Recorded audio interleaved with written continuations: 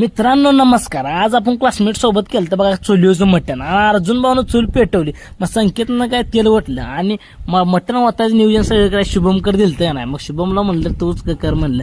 मग काय तुम्हाला सांगतो असं काय नाही, असं सगळं नियोजन ते चालूच केलं. हे बघा आपलं क्लासमेट आहेत आणि आजचा आचार्य आपला विकास काय एकच नंबर आचार्य. हे वातावरणात एवढं भारी वाटत होतं नाही, ह्या वातावरणासारखं वातावरणात एवढी मजा होत. हे आपले बघा क्लासमेट आहेत. हे कसं जेव्हा भावाचे क्लासमेट आहेत हो.